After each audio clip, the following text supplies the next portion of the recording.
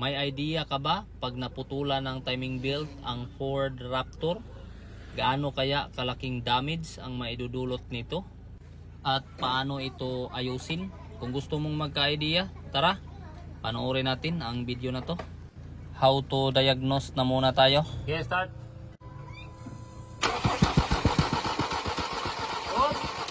Observe natin yung camshaft sprocket na hindi man lang siya tuyok-tuyok. Gumalaw lang ng kunti kahit na naka-start na yung engine. Sudas. Okay, baba ang makina ni, baba ang makina. So, ganun lang ka basic ang mag-diagnose ng naputulan ng timing belt na Ford Raptor o di kaya Ranger na 2.0 engine. So, dito kita natin na tinanggal na lang muna namin yung engine gamit yung A-frame na yan, oh.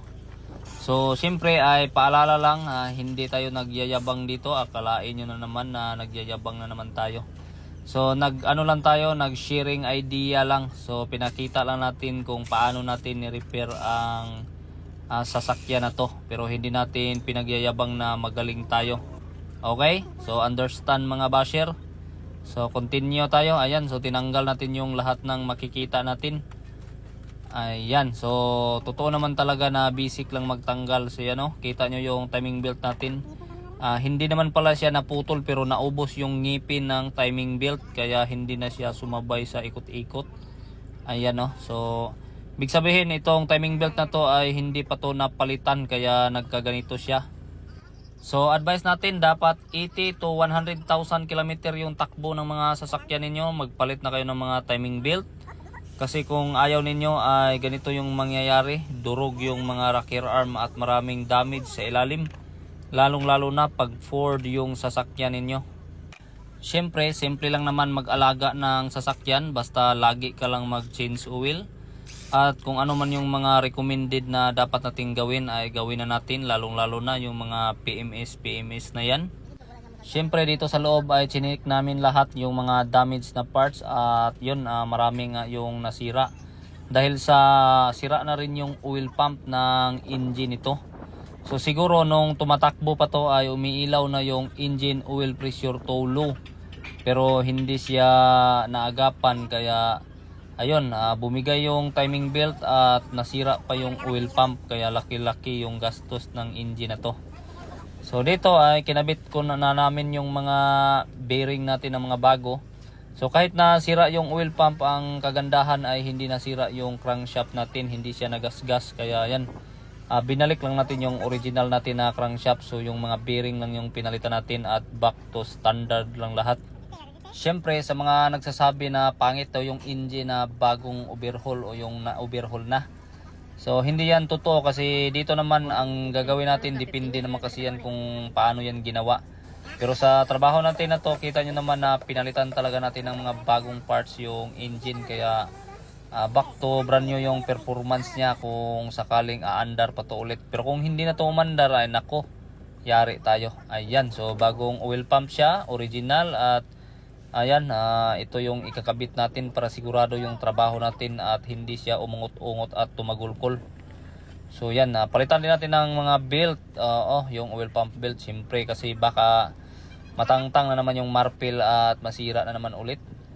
Ayan, fast forward tayo, tinakluban na natin yung yung crankcase natin dito at ginamitan ng tuyok-tuyok.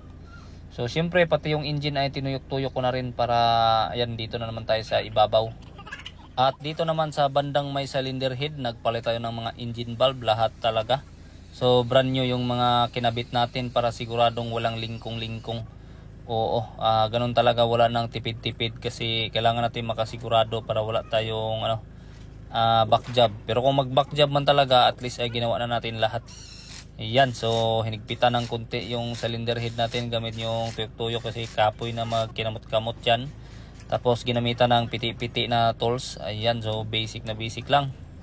Dito naman tayo sa nadurog na parts, itong rocker arm. Ito yung nakita natin na naputol-putol yung hawak. Ginawa natin, pinalitan natin ng lahat, ang brand new talaga. So 16 pieces.